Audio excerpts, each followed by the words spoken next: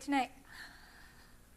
One of the main things that keep me thinking throughout my journey, as I think of myself today as a Muslim in the US, is the tremendous challenges that confront our humanity through time and through history, as our world grows closer via the processes of globalization, as we remain, and hopefully we will remain, as diverse as we are today.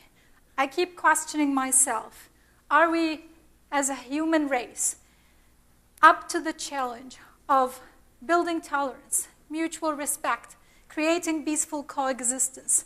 Are we up to this challenge that globalization confronts us with, especially with its intense forces today?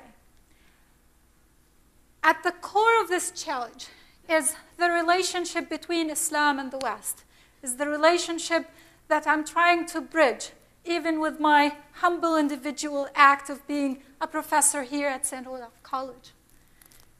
Whenever the relationship between Islam and the West is brought up, many think of September 11 as a significant juncture defining the relationship between the two. September 11th to many is a historical momentum that defines and keeps defining even today the perceptions, attitudes, and even actions towards Muslims worldwide, and particularly in the West. Whenever I use the categories of Islam and the West, I use them between quote and quote, because these two are constructed categories and problematic categories as well. But when thinking of September 11 as a marking juncture of the relationship between Islam and the West, Muslims, as a result, are all the time brought under spotlight. Their dress code, the status of women, Muslims' values, set of belief, the very controversial notion of jihad. As a group, despite their diversity, that is cultural, ethnic, racial, geographic, political, they are often categorized in one category and looked upon as a unified group with unified stereotypical properties. All of their diversity is unfortunately lost. Many, when looking at the differences between Islam and the West, look at Muslims as a fundamentally different group than the West, and that Islam is fundamentally different, and therefore the differences between Islam and the West are absolutely irreconcilable. Many even bring back the hypothesis of Samuel Huntington that the West and Islam are a very good example of clashing civilizations. September 11 was only a prophecy, was only a proof that the prophecy of Samuel Huntington came true. However, this constant focus on differences and accentuation of differences between Islam and the West has yielded a superficial and ignorant understanding of Islam. It ignores, for one, the long term of colonial history and colonial legacy that the US inherited from Europe. It ignores that Muslims are a diverse group, but also sees Muslims as inherently evil, backward, and living in the past. No day goes by without having Muslims explain themselves, explain their lifestyle, explain their set of belief. Muslims, in other words, are othered. Their lifestyle, dress code, their religious institutions, even their divine book, that generally reads not that very differently from the Bible or the Torah, were seen as unsuitable for a Western lifestyle or Western context. And we all recall the rebuilding of the mosque on Ground Zero, or the veil controversy in Europe, or the different incidences where the Quran was subject to burning. But how alien is Islam from the West and the Western experiences? If we think of this very nation, Islam was an integral part of the US since the very beginnings of the start of this country. the very first Muslims arrived on ships from Africa as slaves, even though they were also active participants in the American Revolutions. In the American Revolution, there are documentations of Muslims fighting alongside of their brothers and sisters, creating a better future for America. Muslims today constitute a significant portion of the American society, contributing to the prosperity and development of this nation. But even if we want to think of it through a much wider perspective, the very day that this nation has decided to declare its independence and claim its self-determination and self-rule, a Muslim nation like Morocco was at the forefront of recognizing the United States as a sovereign country, as an independent state. Looking at this history begs the question, are our differences really irreconcilable? I would like to bring this abstract question down to the very question, how different can I be, Ibtesam, your professor, from you? Many people struggle with my model and with my representation of a Muslim and an Arab woman. In my life in Europe, I lived in Germany for about 6 years, and my life in the US. In all of my encounters, people struggle with my authentic representation of a Muslim and Arab woman. To many people, I am different. I don't fit in the stereotype that I should be representing. I think many people struggle with my model because they eventually realize that I'm not that different after all. I share the same values that you hold dear to your heart. I share values of honesty, serious work, respect, freedom, joy, education, and I'm comfortable in my Arab and Muslim skin.